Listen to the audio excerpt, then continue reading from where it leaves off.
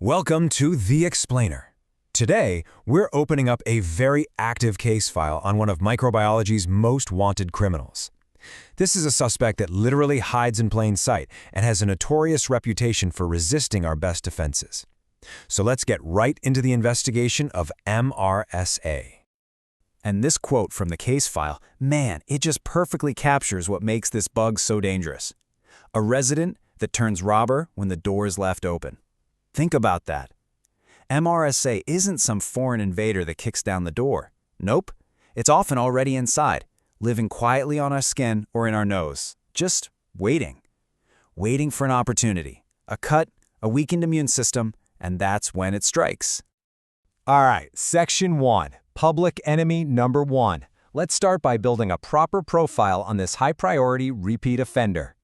So what are we actually dealing with here? Its full name is a mouthful, methicillin-resistant Staphylococcus aureus. But the only part you really need to remember is methicillin-resistant. See, this isn't a whole new species of bacteria. It's a specific strain of the very common staph bacteria that got a major genetic upgrade, the MECA gene. You can think of this gene as its ultimate get-out-of-jail-free card, a shield that protects it from a whole class of our most powerful antibiotics. Okay, let's move on. Section 2 is all about the criminal's profile. We're going to dig into its family, what it looks like, and its known hideouts. Now, if you look at its family tree, you can see something really interesting. MRSA belonged to the species Staphylococcus aureus, a bug that, believe it or not, many of us carry around every day with zero issues. And this is so important to understand. MRSA isn't some alien. It's a branch of a very common family that just went rogue. It picked up some new genes for resistance and turned into a massive threat. And here it is, the official mugshot. Under the microscope, you see these classic grape-like clusters. It's also non-motile, meaning it doesn't swim around. I love this line in the file. It doesn't run, it digs in. And here's a key to its survival. It's a facultative anaerobe. That's just a fancy way of saying it's incredibly versatile. It doesn't care if there's oxygen or not. It can thrive in either environment, which makes it a truly tough-as-nails adversary. So where does this perp like to lay low? Well, its number one stronghold you'd never guess is inside the nose. From there, it can spread to the skin, the throat. But it's not just on us. Oh no, this thing is a menace out in the environment, lurking on hospital bed rails, in gym locker rooms, you name it. And that's critical, because it means the threat could be pretty much anywhere. Now, it's really important to know that not all MRSA is the same. I like to think of them as different crime families. You've got your HA-MRSA, the hospital-associated strain. This is the old-school mobster that preys on patients who are already vulnerable. But then you've got CA-MRSA, the community-associated strain. This one is different. It's younger, more agile, often packed with more powerful toxins, and it can take down perfectly healthy people. Two very different styles. Section 3, Anatomy of an Attack. We know our suspect. Now let's analyze its MO, its method of attack, and the deadly arsenal it brings to the fight. MRSA doesn't just wing it. It operates with a crystal-clear, 5-step playbook. First, it colonizes, just quietly sets up shop. Then, it uses specialized tools to adhere, to latch on tight to our cells.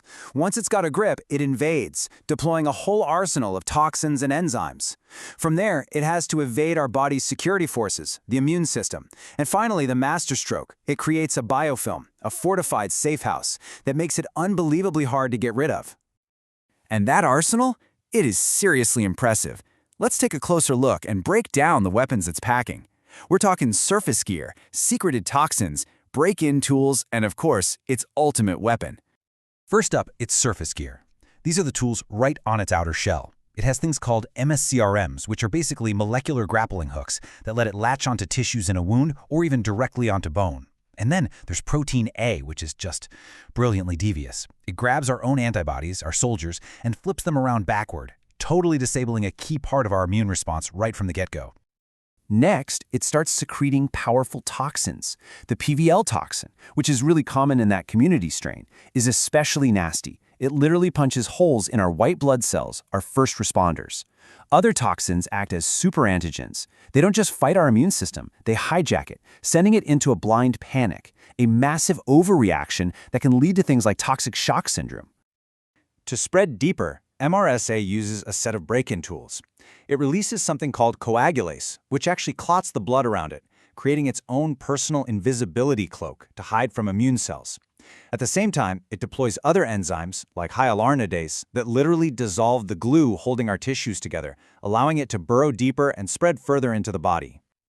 And this brings us to one of its most effective defenses, the biofilm. Now, this isn't just some layer of slime. You gotta think of it like a highly organized, self-produced fortress. This bunker shields the bacteria from pretty much everything we can throw at it. Antibiotics, immune cells, you name it. It's why infections on medical devices like catheters or prosthetic joints can become so chronic and just almost impossible to clear out. But as incredible as all those weapons are, they're nothing compared to its signature move, its ultimate weapon, the one thing that makes MRSA, well, MRSA. I'm talking, of course, about its resistance. So how does it work? It all comes down to this one sneaky protein, PBP2A. Now, normally, our best antibiotics, the beta-lactams, work by latching onto proteins in the bacterial cell wall and messing them up. But PBP2A, the protein made by that mecha gene, is shaped differently. The antibiotics can't grab on. It's like trying to grab a greased-up pole. They just bounce right off, totally useless. This single change is what turned a common bug into a superbug. Okay, Section 4, the usual suspects. Now that we've profiled the criminal, let's take a hard look at who it targets. Let's profile the victims. And this slide breaks it down perfectly. Just like those different crime families have different turfs, these two strains target different people. For the hospital-associated MRSA, the victims are often those who are already vulnerable, patients with catheters, folks who've just had surgery, or people with chronic illnesses. But for the community-associated strain, the risk factors are all about close contact and shared spaces. Think athletes, prisoners, even just regular gym goers. It just shows how this bug can exploit any weakness in any environment. So, to close the case file, here's our final profile. MRSA is a common colonizer that can turn into an aggressive invader at a moment's notice. It's a flexible operator, capable of causing anything from a simple skin boil to deadly pneumonia. It's an expert at evasion, using biofilms and an arsenal of toxins to outsmart our defenses. And all of that makes it a major public health threat that we absolutely have to take seriously. You know, when you boil it all down, this entire investigation shows that MRSA's greatest weapon, its signature move, is its incredible ability to adapt and resist our drugs. And that leaves all of us with one final, urgent question. In this constant evolutionary arms race, can we adapt faster than it can? That's the challenge, and that's the battle we're fighting right now.